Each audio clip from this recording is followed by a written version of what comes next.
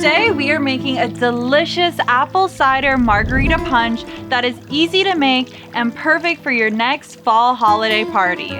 My name is Alyena and welcome to my kitchen. To start making our margarita punch, I just have my spiced cider, and I really like the Trader Joe's brand, and you want to give it a good shake.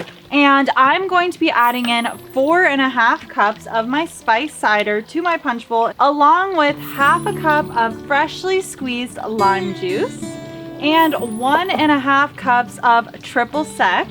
Next, I'm adding in a 3/4 cup of apple butter. You can make it at home like I did today, or you can use store-bought apple butter. It is completely up to you, but I will say it's absolutely delicious, and it's great because I have leftovers and I love having this on toast in the mornings. So let's add this in.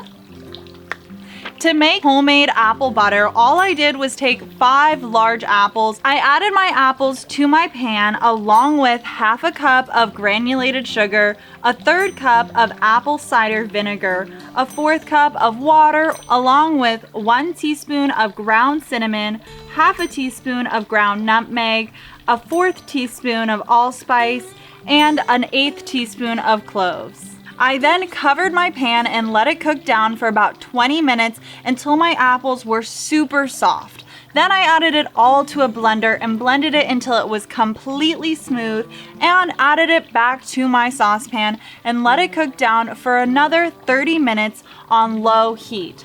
Now that everything is stirred together and that apple butter is really combined into our drink, I can add in my tequila, and I'm adding in 2 cups of tequila because you can't have a good margarita without a little tequila in there. And now I can layer in some fruit into my punch bowl. Just a few sliced limes, a few anise stars, as well as some apples, and I cut them into these little cute flower shapes.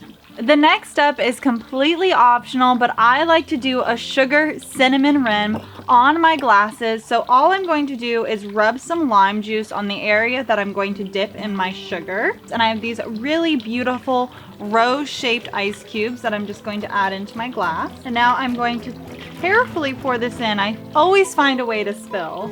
And now I'm just going to add some lime on the side of my drink along with my straw. And now it's my favorite time. It's the time for taste testing. Wow, that is absolutely delicious.